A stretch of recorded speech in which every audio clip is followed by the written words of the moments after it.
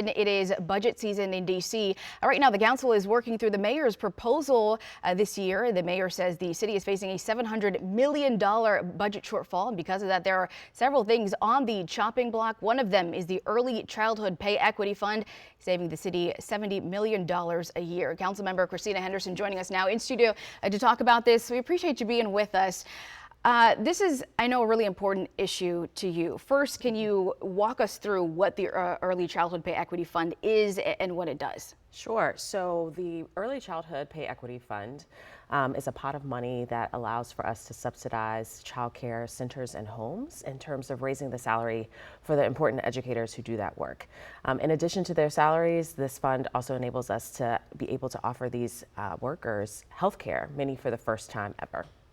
And when we're talking about this fund and what it does, you were very passionate when you were talking about this, I believe it was last week. Why is this so important to you, and why does it make you so emotional?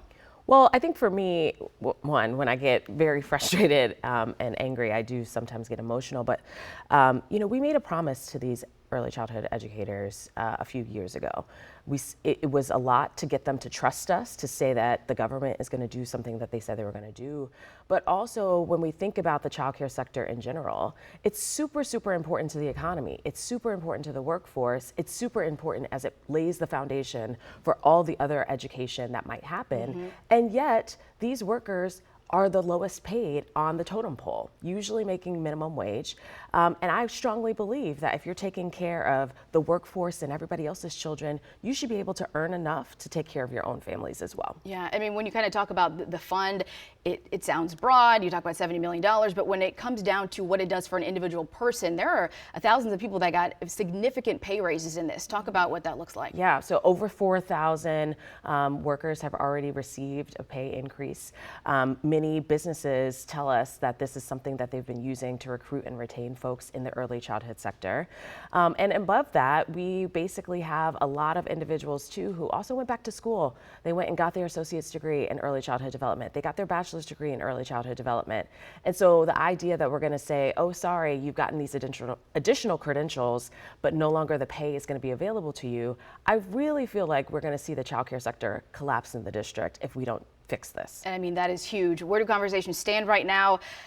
Where would that money come from to help kind of fill that gap? Well, I mean, that's the conversations that we're having right now. I feel very proud that for all of my colleagues, they seem to be standing very strong in terms of our need to continue this program. There might need to be fixes or tweaks here or there, but to completely eliminate it, especially where it might result in someone losing their child care in the middle, losing their health care in the middle of the year, that's just something that we can't stand for. So, right now in terms, you talked about budget season, I feel like I'm basically looking under every couch cushion in our agencies to see where there's money to be found. Yeah, for important issues and funds and initiatives like this.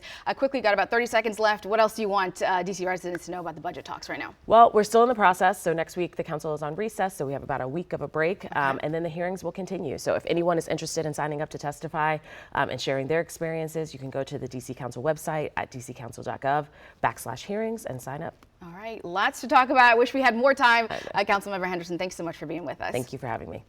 All right, it is 7:51. Stick with us. We've got a final look at your weekend forecast on the other side of the break.